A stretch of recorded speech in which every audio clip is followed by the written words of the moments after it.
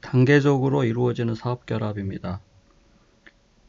자, 계속되는 문제인데 주 증식이 여전히 취득자이죠. 자, 주 소멸이 피취득자입니다.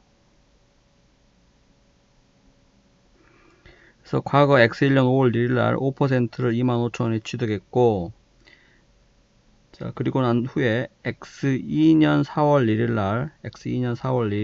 1일 날 나머지 지분 95%를 취득해서 모든 자산 부채를 인수한 거죠. 그래서 사업결합 한 겁니다. 자, 결국 이 주종식 취득자가 최초 5% 말고 이전 대가로 나머지 95%의 주주들에게 자신이 보유하고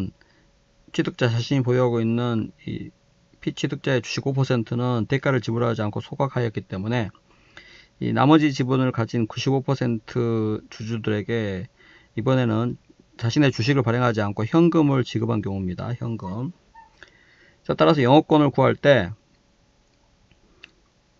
최초 5%를 공정가치로 측정하면은 원래 취득 금액은 25,000원이지만 취득일의 공정가치 X2년 4월 1일날 공정가치가 3만원으로 주어져 있기 때문에 5%의 공정가치는 3만원이 맞습니다. 이전 대가는 공정가치로 측정하죠.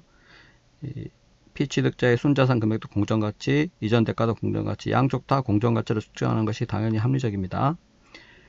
자, 그 다음 나머지 95% 지분을 취득하는데 이 주주들에게 그 주소멸 피취득자의 주주들에게 50만원 지급했죠. 그래서 거기에 대한 이전 대가는 50만원입니다. 결국 이전 대가 합은 이 금액이죠.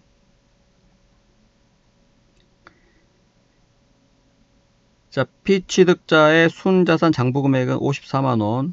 이 앞문제랑 동일하죠. 일단 평가 차익도 동일합니다. 지금 현금 등 평가 차익이라고 하는 것은 장부 금액과 공정가치의 차익인데 현금이나 부채는 공정가치 장부 금액 차이가 없고 재고자산과 유형자산에서만 차이가 있는데 이 금액이 평가 차익이 마이너스 3만원 플러스 6만원 합해서 플러스 3만원이죠. 자, 그래서 순자산 공정가치가 피취득자의 순자산 공정가치가 57만원입니다. 그래서 취득자산의 공정가치에서 인수부채의 공정가치를 차감해서 구해도 57만원이고 그냥 순자산 장부금액의 평가 차익을 더해도 순자산의 공정가치 57만원이 나옵니다. 그래서 100% 다 취득해 있기 때문에 지분율 100%이고 그 차익 구하면 연가매수 차익 나옵니다. 그래서 이 연가매수 차익은 당기손익으로 인식하죠. 이게 플러스 금액이 나오면 영업권인데 이 영업권은 상각하지 않고 후에 후속 회계 처리를 후속 축정을 할 때는 손상이 발생하면 손상차손을 인식합니다. 그래서 영업권의 상각은 허용되지 않습니다. 영업권의 상각은 허용되지 않고 손상이 발생하는 경우에는 손상차손을 인식한다는 것. 영가매수 차익, 이 마이너스 금액은 순자산의 공정가치보다 더 낮은 금액에 취득한 것이죠. 그래서 이 영가매수 차익은 취득자가 당기손익으로 인식합니다. 그래서 여기서는 영가매수 차익 4만원이죠. 답이 4번인데 자, 이 문제에서 포인트 중에 하나는 지금 보면 이 주소멸의 신축 건물 장부금액 25만원 공정가치 33만원의 신축 건물을 이전했고 이 건물은 사업결합 이후에도 주중식 취득자에 남아있고 동 건물에 대한 통제도 취득자가 계속 보유합니다. 그래서 이 피취득자의 기존 95% 주주들에게는 현금 50만원을 지급했지만 피취득자의 걔는 건물을 지금 이전한 거죠.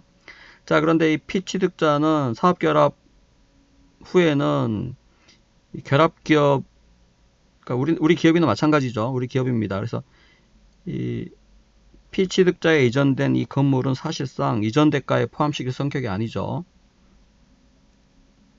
계속 우리 회사가 가지고 있는 건물이기 때문에 공정가치가 장부금액보다 크다고 해서 이 차액을 당기손익으로 인식해서도 안 됩니다. 자, 그래서 이렇게 해설해 보면은 때로는 이전된 자산이나 부채가 사업결합 후 결합기업에 여전히 남아있고 그래서 이 자산부채가 이 피취득자의 이전 소유주가 아니라 피취득자, 여기서는 주소멸이죠, 에 이전되는 경우입니다. 그래서 취득자가 계속 그 통제를 보유하고 사실상 취득자의 건물 그대로라는 거죠. 그래서 그래서 본질이 달라진 게 하나도 없기 때문에 그 자산과 부채를 취득일 직전에 장부금액으로 계속 측정하지, 이 공정가치와 장부금액과의 차액을 단기손익, 차손익을 단기손익으로 인식해서는 안 된다는 것입니다. 계속 회사가 사실상 본질은 달라지지 않고 계속 사용하는 것이기 때문에 이 장부금액과 공정가치와의 차액, 이 차손익을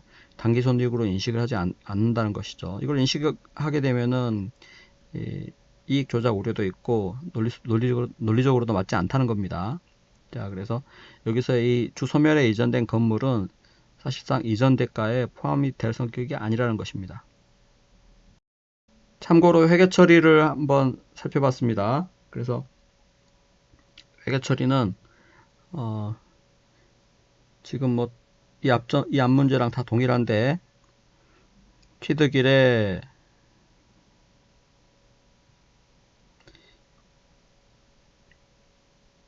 취득자산의 공정가치,